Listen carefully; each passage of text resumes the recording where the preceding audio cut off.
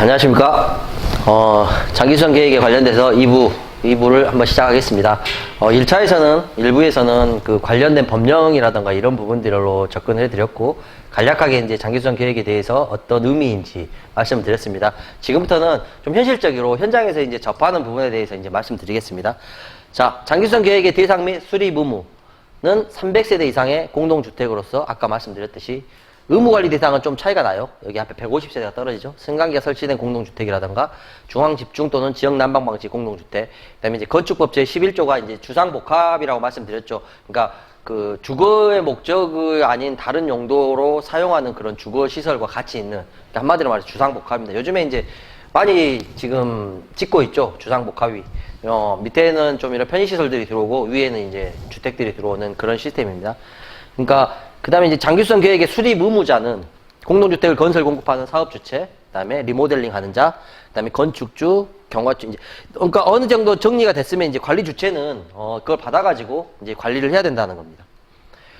여기 이제 수립 절차를 보시면, 큰 틀 안에서 그냥 한번 이제 이렇게 보여드릴게요. 수립은 아까 말씀드렸듯이 이제 사업주체가 사용검사권자에게 이제 뭐 제출을 합니다. 그리고 이제 이거를 사용검사권자가 관리주체에 넘겨야 되는데, 여기 이제 보완 요구라는 사항이 있어요. 최초에 수립을 사업주체가 하는데, 대강했어요, 대강. 쉽게 말해서. 그래서 이 대강한 거를 사용검사권자한테 넘기면, 사용검사권자는 관리주체한테 넘기잖아요? 그럼 관리주체는 3년 뒤에 이걸 조정을 해야 되는데, 중간에 또 이거를 수시 조정을 한다던가 이런 거는 좀 문제가 생기잖아요. 그러다 보니까 이게 현장에서 맞게 돼 있는지 아니면은 뭐 정상적으로 너희들이 제출한 장기수선 계획이 맞는지 요즘은 조금은 검토를 하는 것 같아요. 그래서 좀 잘못되어 있다 하면 보완 요구를 해서 사업주체가 다시 제출하면 그걸 관리주체가 이제 인계하는 방식으로 되어 있습니다. 그 다음에 이제 관리주체가 장기수선 계획이 있으면 이제 3년 동안 3년 주기를 검토를 해야 돼요. 무조건 바꿀 게 없다 해도 검토는 무조건 해야 됩니다. 그리고 이제 그 3년 때 정기조정으로 가가지고, 정기조정하는 검토 결과 필요한 경우 이제, 그 다음에 관리주체가 조정안을 제출하고 입주자대표 의결로 조정을 해야 되는데, 정기조정은 3년마다 그냥 입주자대표의 의결로 가능하기 때문에 보통의 아파트 단지에서 이걸 제일 많이 이용합니다. 정기조정 시기를. 그래서, 뒤에 이제 설명을 시간이 좀 많으면 차분히 드릴 수 있는데, 3년차 되기 전, 그러니까 그 이후 3년차. 그러니까 정기 조정 시점이 오는 3년차 때 그 뒤에 오는 3년차 것만 보시면 돼요. 이해가 좀 되실랑가 모르겠는데, 그러니까 40년을 장기수선 계획을 세웠던들 아무 의미가 없습니다. 왜냐하면 3년 단위로 조정 주기가 오기 때문에 내가 지금 조정을 하고 만지고 싶은 거는 그 뒤에 3년 것만 생각을 하시고 조정을 하고 검토를 하시면 되지, 그 뒤에 것까지 생각을 하시게 되면 일도 많아지고 또 뭐 시간도 많이 걸리겠죠. 그러니까 한번 이제 가셔서 그게 지금 제가 드리는 말씀이 무슨 말씀인지 모르겠다 생각하실 수도 있어요. 근데 현장에 가보시면 아실 겁니다. 이 정기 조정이라는 거는 검토가 3년마다 이루어지기 때문에 굳이 저 뒤에 있는 것까지 내가 신경을 써가지고 검토할 필요는 없다. 그걸 생각하시면 될 것 같고요. 입주자대표회의와 관리주택, 그 다음에 검토사항 기록 보관, 검토 결과 조정이 필요 없는 경우 조정하지 않아도 됨. 그렇지만 이제 검토를 해가지고 이게 그러니까 쉽게 말해서 이제 의결은 해야겠죠. 검토를 하고 지금 바뀔 게 없잖아요. 그럼 바뀔 게 없다 하고 의결을 해야 돼요. 그 다음에 이제 정기 조정을 해야 된다면 그 뒤에 거 내가 이제 3년 뒤에 도래해야 할 거 보니까 별로 고칠 게 없어요. 그러면은 연차를 6년차로 다시 넘긴다던가 아니면 더 뒤로 넘겨야겠죠. 그 다음에 이제 검토를 해보니까 중간에 3년 주기에 검토를 했는데, 경과하기 전에 이제 쉽게 말해서 갑자기 어떤 뭐 큰 사건들이 일어나요, 지금. 검토 시기라던가 수선 주기가 도래하기 전에 그렇다면 어떻게 해야 돼요? 임시 조정을 해가지고 어찌됐든 장기수선 계획을 실시를 해야 되는데, 그때는, 제일 중요합니다, 이게. 그냥 입주자 대표회의 과반수 동의가 아닌 제일 중요한 게 전체 입주자 과반수 서면 동의가 필요한 부분입니다. 그래서 현장에서는 실질적으로 조금 뭐 임시 조정이라든지 이런 부분들을 하기가 힘들기 때문에, 그리고 이제 돈이 들어가고 어찌됐든 비용이 또 올라가는 부분이 있어요. 비용을 쓰게 되면은 장기수선 이제 비율이라던가 금액을 좀 산출을 조정을 해야 되기 때문에 그래서 약간 애로는 있지만, 현장에서 이제 그래도 단지를 위한다면 이런 부분들이 필요하다면 해야 되고, 이 부분을 좀 이제 정기 조정하고 임시 조정 부분을 좀 생각을 하셔가지고 장기수선 계획을 좀 분할해서 나눠서 판단을 하시면 됩니다. 수립 기준에 보면 시행규칙 별표 1에 공동주택관리법 시행규칙 제7조미 별표 1에 73개 항목, 아까 보셨죠? 우리 개정감을 보면 143개 항목인가에서 73개 항목으로 바뀝니다. 근데 그 내용이 이제 그 부분 수선이 좀 많이 빠지게 돼요. 현장에서 어느 정도 이제 실무에 맞게끔 수선을 할 수 있으면 수선유지로 바꾼다던가 아니면 현장에서 이제 뭐 이렇게 긴급을 요하지 않지만 그런 걸 다 넣어놓다 보니까 일이 너무 많이 늘어나는 거예요. 다 장기수선 계획에 의해서 해야 되니까 그러다 보니까 단지에 맞게끔 좀 해라 해서 73개 항목으로 조정을 했는데요. 건물 외부는 8개 항목, 건물 내부는 9개 항목, 전기, 소화, 승강기 설비 등은 25개 항목, 급수, 가스배수 설비는 10개 항목, 난방, 급당 설비도 10개 항목, 5개 설비는 11개 항목입니다. 근데 이 항목이 73개 항목이 단지에 없어요. 단지에 없으면 굳이 이 73개 항목을 다 할 필요는 없습니다. 다 할 필요는 없고요. 단지 내에서 조정을 하시면 됩니다. 그러니까 어찌됐든 인터넷에 보시면 이제 시행규칙 별표 1이라고 한번 쳐보세요. 그러니까 장기수선 계획 관련돼서 공동주택관리법 시행규칙 별표 1이라고 치시면 이런 항목들이 나오는데 지금 좀 흐려가지고 잘 안 보이는 것 같은데 이 표가 이제 이렇게 있습니다. 그러니까 뭐 수선율이라든가 수선주기라든가 이런 식으로 이렇게 쭉 이렇게 만들어져 있거든요. 근데 꼭 단지에 이거를 그대로 쓰라는 건 아닙니다. 예시예요, 예시. 그렇지만 여기에 있는데 적용을 안 한다던가 하면 절대 안 되고 여기에 없는 부분은 추가를 하셔도 됩니다. 그러니까 여기 보시면 이제 이렇게 73개 항목이 있습니다. 그리고 맨 마지막에는 이제 장기수선 충당금 산정 방법이 있는데 여기 방법은 쉽게 말해서 그냥 n분의 1로 나눠가지고 40년 주기로 잡았을 때 내가 뭐 그냥 일괄 배분한다는 그런 식입니다. 근데 요즘에는 이제 비율 배분을 해가지고 20% 30% 뭐 20% 30% 이런 식으로 쪼개긴 하더라고요. 그러면 이제 그 기간을 곱해가지고 하는 건데 요율이라던가 이런 거는 단지 특성에 맞게끔 약간씩 수정을 하시면 됩니다.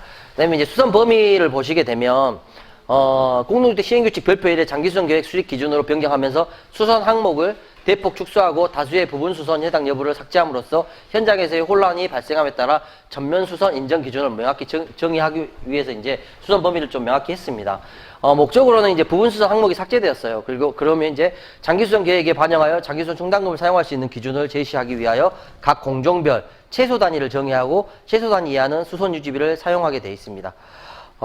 전면 수선 개요는 시간 관계상 이렇게 말씀을 드릴게요. 수선 범위를 최소 단위 이상 해당 여부를 확인해야 되는데 이제 단지 내에서 어떤 사건이 발생을 하잖아요. 뭐 고쳐야 될 부분들이나 이런 부분들이. 그러면 전면 수선으로 처리를 할 건지 부분 수선으로 처리할 건지를 판단하시면 됩니다. 아까도 제가 말씀드렸잖아요. 이게 이제 그 기간 조정을 할 때 이 부분에 대해서 뭐 3년 안에 아니면 그 뒤에 내가 해야 될지를 판단을 하는데 그거하고는 좀 다르게 이 수선 범위는 내가 어떤 사건이 벌어졌어요. 단지 내에서. 근데 이게 장기 수선 계획에 있어요. 그러면 전면 수선을 하는 게 맞겠죠.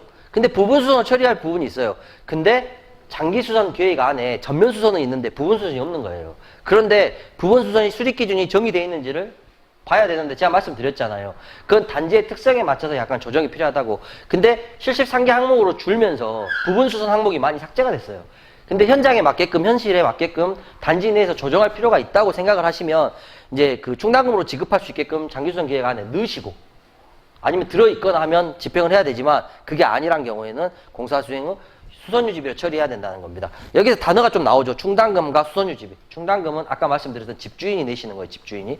그러니까 사용자분이고 그러니까 소유자분, 죄송합니다. 소유자분이 내시는 거고, 요거는 이제 지금 거주하고 있는 사용자분이 내시는, 요 차이가 있어요. 그러니까, 요게 어떻게 보면은, 현장에서는 조금 애로가 있겠죠. 내가 내냐, 집주인이 내냐, 이런 차이가, 살고 있는 사람이 내냐, 집주인 차이가, 그런 차이가 있습니다. 그리고 이제 장기수선 계획의 수선 범위에 보면 전면 수선이 있고 부분 수선이 있고 또 개별적으로 보수를 해야 되는 부분들이 있어요. 그거를 기본적으로 이제 뭐 지금 말씀을 드려도 잘 이해는 안 되실 거예요. 그래서 이런 게 있다라는 것만 조금 아시고, 자, 수선 범위는 A타입 공간적 구분으로 해서 말씀을 드려보겠습니다. 그러니까 해당 항목의 공사가 명확히 구분이 돼 있어요. 그 다음에 동의 특정 부위가 있고 지하 주차장 공간에 부속되는 경우, 그러니까 쉽게 말해서 지하 주차장이 있고 그 안쪽에 어떤 공간이 있다거나 이렇게 명확하게 구분이 돼 있는 경우에는 뭐 그 전체 수선을 할 수가 있는 겁니다. 쉽게 말해서 한 동에 각 건물의 옥상이라든가 각 건물의 지붕, 각 동 하부 돌붙이기, 각 동에 수성 페인트 칠을 한다든가 분리된 지하 주차장에 바닥 공사를 한다든가 분리된 지하 주차장에 내부 도장을 한다든가 각 건물의 출입문을 개별적으로 전면 수선으로 해가지고 공사를 할 수가 있습니다. 쉽게 말해서 A타입, 그러니까 A타입, B타입, C타입이 있는데 부분적이지만 독립적으로 돼 있다라고 생각을 하면 A타입인 겁니다.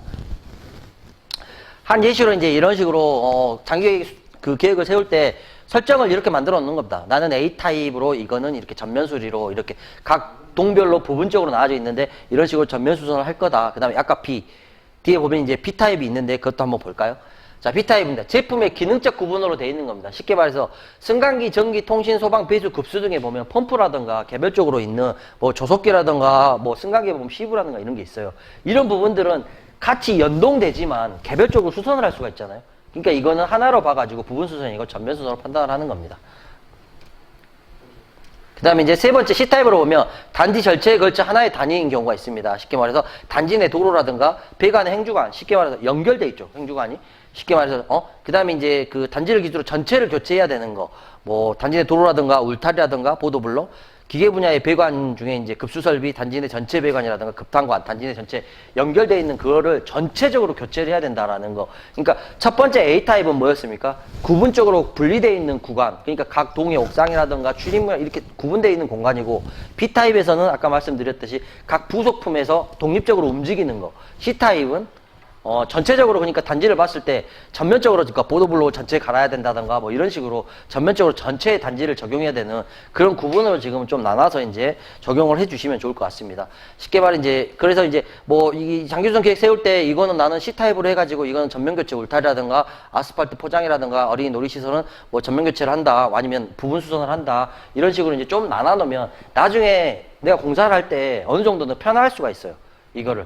근데 이제 처음부터 이제 내가 하려면 개념이 안 쓰다 보면 A타입인지 B타입인지 C타입인지를 뭐 어떤 거를 적용해야 할지를 모르니까 처음에 좀 개념을 잘 잡고 계시면 좀 관리를 하는데 좀 편할 수가 있습니다.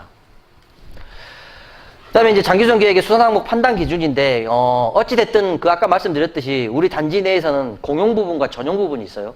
근데 무조건 공용 부분에 대해서만 해야 되는 거고 그 관리규약으로 이제 전용 부분이 어디까지인지 좀 애매한 부분들이 있어요. 단지 내에서 나오는 그 시설물이 이게 어떤가. 쉽게 말해서 지금 제일 논란이 되는 게 그 옥상층의 테라스 부분들이 이게 전용이냐 공용이냐 이런 명확한 구분이 없어요. 그러다 보니까는 현장에서는 엄청 어려움이 있어요. 그러니까 단지 특성을 파악해가지고 이 부분이 전용인지 공용인지 좀 논란의 소지가 있다 그러면 구청에다 질의를 한번 해보시다든가 국토부에 질의를 해가지고 어떤 근거 서류를 받아요. 근데 아직까지 그 테라스 부분에 대해서는 이게 전용이다 공용이다라는 명확한 근거가 없고 약간 좀 애매한 것 같아요. 그래서 이제 어찌됐든 각 구청에 담당한 구청에 좀 질의를 해가지고 이 부분이 전용인지 아니면 뭐 공용인지를 좀 판단을 해야 될 것 같고 저기 이제 그런 답이 애매하게 오면 입자대표에서 의결을 해가지고 그 부분은 공용이다 아니면 전용이다라고 판단을 해서 어떤 근거를 가지고 제시를 해야 돼요. 왜냐하면 테라스 부분 같은 경우는 나중에 비가 새가지고 아래층으로 이제 문제가 생길 수도 있고 어떤 사건에 발생이 될 수가 있으니까 그런 논쟁을 없애기 위해서는 관리규약에 분명히 공용 부분과 전용 부분에 명시를 해주시면 나중에 논란의 소지가 좀 없을 것 같습니다. 그 다음에 이제 아까 말했듯이 소유자 부담과 사용자 부담에 대해서 말씀드렸던 게 입주자 기여분과 사용자 기여분이 있습니다. 그런 부분들을 좀 이제 따지셔야 되는 거고 장기 수선 충당금과 수선주비 그런 차이들이 나는 겁니다. 그러니까 어찌됐든 단지 내에서 이걸 뭘로 해야 될지에 대해서는 여러분들이 좀 잘 판단하셔서 현장에서 적용하시면 될 것 같아요. 여기 보시면 이제 장기수선 충당금은 건물의 가치를 보존 또는 상승시키거나 수면 연장을 수반하는 자본적 비용에 해당하는 경우 그 다음에 소유자 부담이고 유익비, 소유자가 부담해야 하는 필요비입니다. 그 다음에 수선유지비는 단순히 주거 편익을 위한 유지보수 비용으로서 자본적 가치와 상관없는 소모적 수익적 비용 쉽게 말해서 그러니까 수시로 교체를 한다든가 이런 비용이 수반하는 그렇게 편하게 생각하시면 되는 거고 입주자 등의 이제 부담은 사용자 포함이고 사용자가 부담할 수 없는 유익비나 필요비를 말하는 겁니다. 수선 주기에 대해서 이제 대강 이제 말씀드리겠지만은, 그거는 아까 별표 1에 이제 표시가 돼 있는데, 늘 말씀드리지만, 별표 1은, 답지를 주긴 줬어요. 그렇지만, 현장에서 그 수선 주기에 따라서 약간은 조금 변동할 수도 있고, 조정을 할 수도 있으니까, 그거는 단지마다 조금은 다르니까, 꼭 이제, 어찌 보면은 그 별표 1이라는 수선 주기 항목은, 일상적으로 이제 건설 내구 연원이나 이런 걸 따져봤을 때, 그래도 전문가가 어느 정도는 책정을 해놓은 거기 때문에 뭐 너무 많은 시기를 조정을 한다가 필요는 하지 않지만 단지의 특성에 이제 맞게끔 뭐 어찌됐든 뭐 어떤 게 10년인데 중국산을 써가지고 얘는 5년밖에 안 된다. 뭐 이러면 수선 주기가 바뀌어야 되겠죠.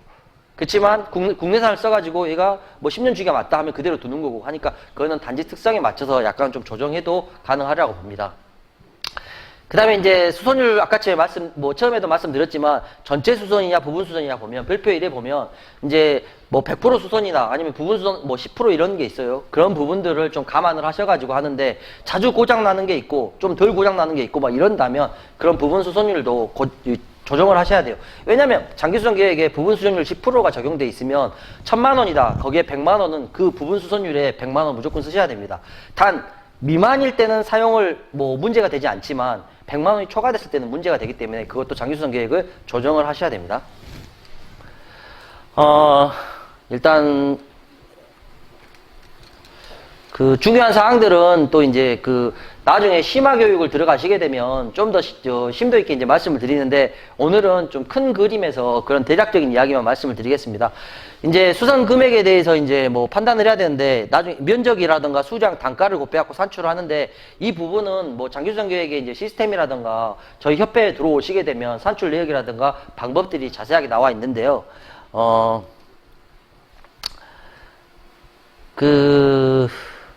하나의 예시를 드리면 이제 요거는 뭐냐면 계획의 검토 시기인데 예전에 이제 그 한참 문제가 돼가지고 장기수선 계획이란다 거의 바뀌기 이제 점점 진화가 되면서 이제 조정도 의무로 들어왔단 말이에요. 근데 그 전에 관리하던 단지들은 조정이나 이런 거를 그냥 하지 않고 그냥 방치해 둔 거죠. 그냥 3년 단위로만 하면 돼. 뭐 검토하지 않은 서류도 이제 준비해 놓지 않고 막 이런 식으로 이제 문제가 되다 보니까 국가에서 이제 특례 기간을 준 겁니다. 2013년도 6월 25일부터 14년도 9월 25일 사이에 무조건 특례 기간 동안에 검토를 해야 됩니다. 그래서 이 검토 시점이 이제 그 아파트 단지는 시점이 되는 거죠. 그러니까 지금 이제 신규 단지를 가시거나 기존에 이제 이미 이제 이렇게 장기수선 계획이 이렇게 만들어져 있는 그런 단지에 가시면 요 부분은 별 문제는 안 돼요. 이제 20년 돼버렸으니까 이미 14년도니까 이제 뭐 17년도, 20년도 이제 벌써 2년 두 번의 이제 그 기간이 넘어버렸기 때문에 없는데 요런 기간이 있어가지고 왜 우리 단지는 임시 사용검사일이 뭐 1월 달이었는데 왜 뭐 중간에 이제 6월이나 7월 달에 돼 있느냐 왜 시점이 안 맞다.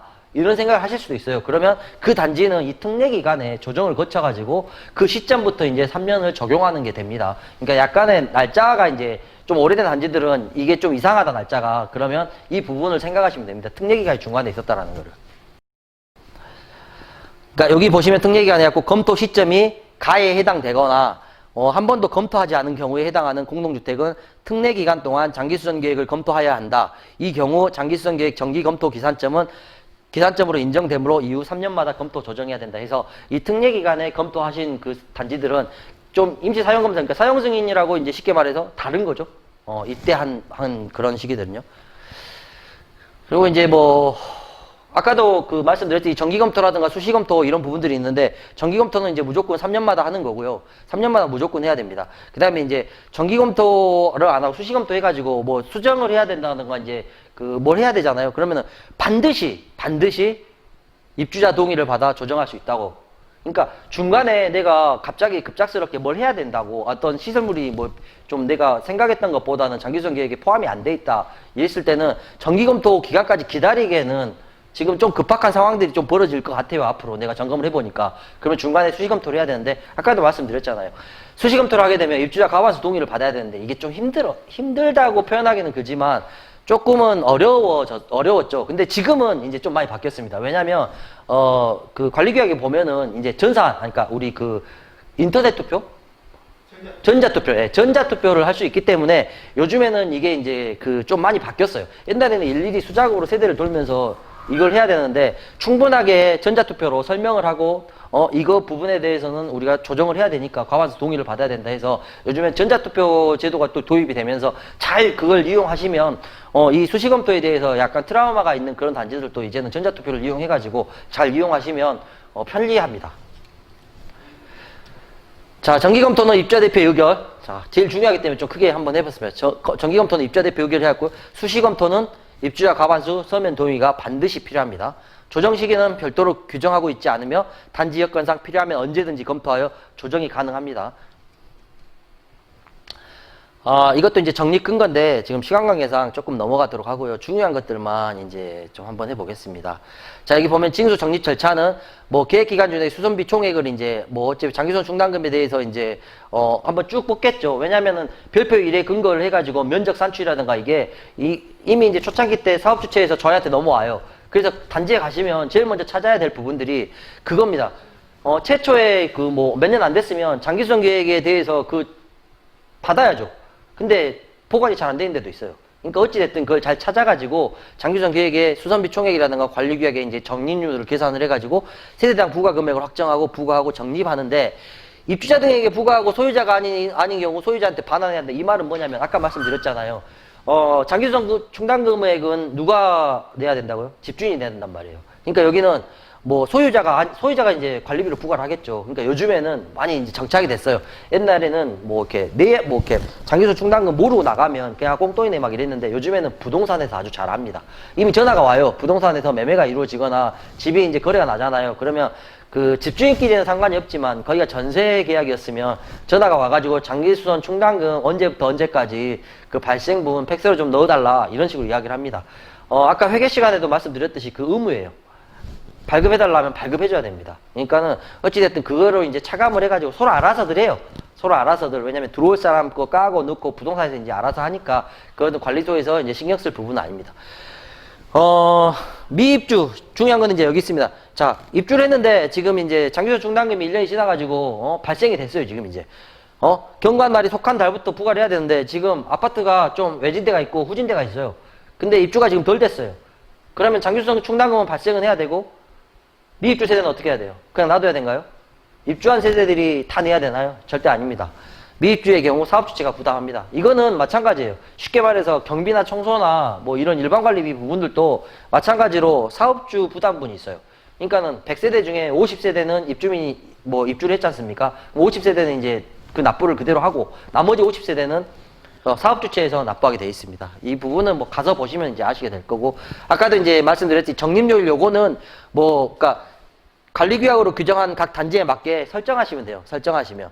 근데 제일 중요한 게 이 부분이에요. 이 부분. 아까 이제 이 부분이 요율에 따라서 적용을 해야 되는데 금액이 현저하게 차이가 나요. 왠가 해가지고 봤더만 쉽게 말해서 여기에는 30억이라는 돈을 걷어야 돼요. 계산을 해보니까.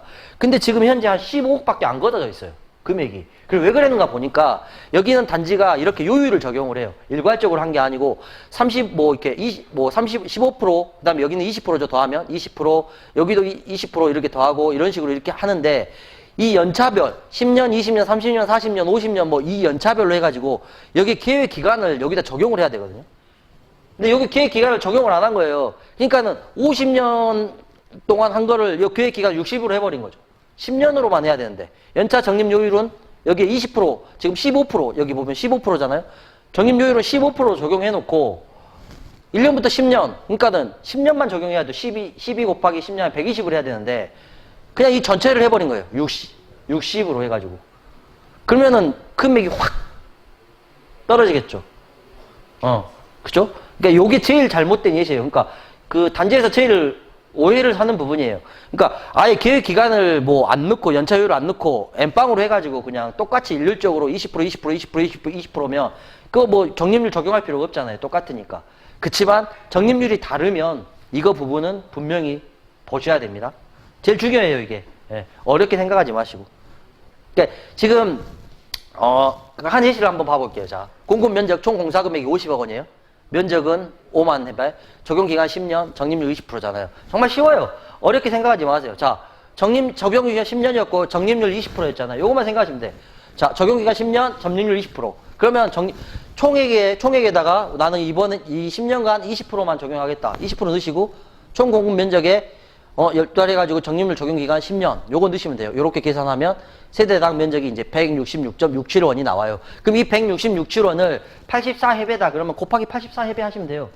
그럼 84를 곱하면 금액이 나오겠죠. 한 만 얼마 정도? 그럼 이게 장기수선 충당금이 되는 겁니다. 그러면 이제 이 금액이 적정한지 안 적정한지는 입주자 대표하고 이제 협의해가지고 앞으로 우리가 발생하는 금액이 10년이 지났는데 20년 차에는 금액이 막 2배, 3배로 뛴다. 이런 문제가 발생한다. 그러면 조금은 조정할 필요가 있어요. 금액을. 근데 이제 신규 단지들 가서 보시면 제일 애로점이 그겁니다. 최초에 5% 이상을 적립을 안 하려고 그래요. 입주자 대표회의에서. 그러다 보니까 갈수록 이제 금액이 높아지다 보니까 어떤 단지는 처음에 6,000원 걷다가 이제 시점이 넘어가지고 고쳐야 할 시점이 도래하니까 막 3만원, 4만원 올라가는 거예요. 그러면 이제 누가 죽냐? 관리소장이 죽는 거예요. 관리 못했다고. 근데 절대 그게 아니거든요. 입주자 대표 회의에서 의결을 해가지고 적립률을 충분히 설명을 했는데 본인이 쓸 때 관리비가 올라가는 거를 싫어하다 보니까 그 입대위에서 차기 입대위로 넘긴 거죠. 그러니까 차기 입대위는 소장 말 들어보니까 당장 수선집이 많이 들어가게 아니, 장기수선 충당은 많이 들어가게 생겼어요. 어쩔 수 없이. 땡겨서 쓸 수가 없으니까. 공사가 시점이 끝나는 시점까지 돈을 내야 되거든요. 근데 그 뒤에 할부로 끊어가지고 낸다? 그거는 절대 안 되니까. 하여간 이 부분 좀 명심하시고 절대 걱정하지 마세요. 여기 적립률 이런 거 쫄 필요 없어요. 왜냐면, 눈 계속 익숙해지시면, 좀 쉬워질 거예요. 그리고 이제, 징수 의무자 뭐 이런 부분들은 좀 덜 중요하고 하니까 하고, 지정구간 아까 제가 말씀드렸듯이 별도 계좌로 요출해가지고 적립률 사용에 이거는 이제 연말에 홈페이지나 계약파트 공개해야 된다는 거 이런 거 있습니다. 그 다음에 이제, 아까 말씀드렸듯이 잡수익의 장기수선 충당으로 전하는 잡수익 중 사용자 기여분과 입주자 기여분이 있는데 그 아까 증객기 설치 비용이라든가 어린이집 그 다음에 이제 입주자 적립에 기여한 잡수익들이 있으면 이건 무조건 장기수선 충당으로 들어가야 되고 또 하나 있었죠. 예, 이자 수익. 장기수선 충당금 매치해가지고 발생한 이자 수익은 무조건 이렇게 돼야 되고 거기에 플러스 하나가 또 있긴 해요. 근데 그건 잘 적용하진 않아요. 그게 뭐냐면 지자체에서 요즘에는 노후시설에 대해서 보수비용이 올라오거든요. 근데 그거는 단발성이고 이제 지자체에서 이미 처리를 해버리기 때문에 하는데 그래서 이제 그거를 굳이 단지 내로 끌고 들어오진 않더라고요. 그러면 이제 좀 조정도 하고 해야 되는데 그런 부분들이 있다라는 걸 좀 알고 계시면 될 것 같습니다. 자, 장기수선 사용 절차 보면 관리 주체가 이제 뭐 계획서, 그다음에 사용 계획서 작성해가지고 이제 입주자 대표의 의결 거치면 사업자 선정해가지고 공사 집행 이런 단계로 이제 한다는 것만 좀 알고 계시면 될 것 같아요. 그 다음에 이제 집행 절차는 또 의결하고 입찰 공고하고 현장 설명하면서 계약하는데 공사 집행에 대한 감사는 이제 입주자 대표에서 한다는 거 이런 부분들 좀 알아두시면 될 것 같아요. 그 다음에 시간 관계상 조금 빨리 넘어가도록 하고 중요한 것만 이제 말씀드릴게요. 사용계획서는 이거는 이제 의무로 이제 만들어야 돼요. 이렇게 이런 식으로 이런 틀이 있습니다. 그러니까 별표 6인가?에 보면, 그러니까, 이 장기수선 충당금 관련돼서 사용계획에 들어가야 된다. 그 내용이 있거든요. 그러니까 요거 이제 참조하시면 되고, 협회에 들어오시거나 하면 이런 부분들 잘 돼 있습니다. 그 다음에 이제 사용계획서를 작성하셨으면 이 부분이, 이게 제일 중요해요. 이 부분이. 왜 이 부분이 제일 중요하냐. 자, 이제 이걸 쓰기로 했는데, 뭐, 여기에다 지금 참석자들이 사인을 안 하고 뒷장에다 했어요. 이거 수정해버릴 수 있잖아요. 그러니까 이제 뭐 편법으로 막 이렇게 한다 하는데 물론 그럴 일은 없겠지만 그러니까 이 페이지에 분명히 반드시 이 사람들이 동의했다라는 거를 의결했다라는 거를 반드시 이쪽에 서명 받으셔야 됩니다. 네, 이제 집행은 뭐 수선주기 도래하면 사용계획서 제출하고 입찰 의결해가지고 입찰 공고하고 이런 식으로 이제 이렇게 이루어지는데 그 역할이 있어요. 입주자 대표회의는 입찰 공고하고 현장 설명회를 하고 공사 계약하고 공사 감사까지 하는 거고 관리 주체는 장기수선 충당금 사용계획서를 제출해가지고 이제 공사가 잘 이루어지는지 관리 감독을 하고 공사 금액을 지급하는 좀 명확하게 좀 나눠져 있어요. 미집행 이것도 이제 넘어가고 그다음에 이제 아까 말씀드렸듯이 그 장기수선 충당금으로 사용할 수 있는 그 내용들이 있거든요. 청구하는 데 드는 비용이라든가 하자 진단 및 감정 비용이라든가 그다음에 이제 그 조정하기 위해서 드는 쉽게 말해서 예를 들어서 어떤 업체에다가 내가 이 장기수선 충당금 그 절차를 잘 못하겠으니까 업체에다 좀 맡겨야 되겠다 막 이런 경우들도 있을 거 아니에요. 이런 비용들을 의결하면 넣을 수가 있어요. 근데 중간에 이제 만약에 바뀌게 될 경우 반드시 입주자 가반수 서면 동의를 받아야 되는데 요 부분은 추가로 들어가는 걸 거야. 추가로 들어가는 거잖아요. 그러니까는 어찌됐든 중간에 하는 게 아니면 조정을 한다든가 할 때 이제 갑자기 일어난 일일 거 아니에요. 갑자기 소송을 한다든가 갑자기 뭐 이거 뭐 3년차 주기에 하는 게 아니고 중간에 어떤 사정에 의해서 발생을 해야 되잖아요. 그런 때 이제 입주자 가반수 서면 동의가 필요하다는 겁니다. 그러니까 이제 여기 보면 하자 소송과 관련해서는 어떤 경우도 소송 관련돼서는 어떤 경우도 사용 불가고 리모델링을 장기수선 계획에 포함할 수 없고 사용할 수도 없어요. 그다음에 재건축과 관련해서 어떤 경우에 사용할 수 없고 전용 부분을 위하여도 사용할 수 없습니다. 전용 부분은 공용 부분 아시죠? 전용 부분은 지금 살고 있는 사람들이 고쳐야 되는 거죠. 전용이나 공용이냐는 관리규칙으로 정하는 것이 아까 말씀드린 애매한 부분들 있잖아요. 애매한 부분들. 그거는 분명히 관리규칙으로 정해가지고 논쟁의 소지를 없애셔야 됩니다. 장기수선 사용 그런 부분들도 이제 하고, 지리외신 부분은 그냥 이제 간단하게 말씀드리면 예기치 못한 장기수선 계획의 수선 주기가 미 도량 공사에 장기수선 충당금을 사용할 수 있냐. 그러면 이제 그게 소액 사용 방법이라든가 총론에 조금 넣어가지고 이런 부분들이 있으니까 이 부분도 한번 읽어보셔요. 그다음에 소액 지출 아까 말씀드렸듯이 그런 이제 긴급한 경우가 발생했을 때 어떻게 해야 되냐 이런 게 있잖아요. 그래서 이제 무조건 장기수선 계획에 의해서 이제 돈을 써야 되는데 갑자기 뭐 감지기가 하나 나갔다던가 아니면은 뭐 진짜 사소한 거 소소한 게 나갔잖아요. 그런 것들은 총론. 근데 뒤에 보시면 이제 총론이라는 게 있는데 총론에 뭐 300만 원 미만 그러니까 입찰을 안 해도 되는 비용에 대해서는 입자대표 의결 거쳐가지고 바로 쓸 수 있게끔 그런 제도가 있습니다. 그 다음에 이제 긴급지출이나 소액지출 사용 대상. 쉽게 말해 소액지출 아까 말씀드렸듯이 뭐 이렇게 짜실짜실한 것들 고장났을 때 그냥 하는 거고 그 다음에 이제 충당금 긴급지출이라는 거는 뭐냐면 갑자기 뭐 변전실이 뭐 이렇게 쉽게 말해서 나가버렸어요. 예를 들어서 승강기가 갑자기 뭐 멈춰버렸어요.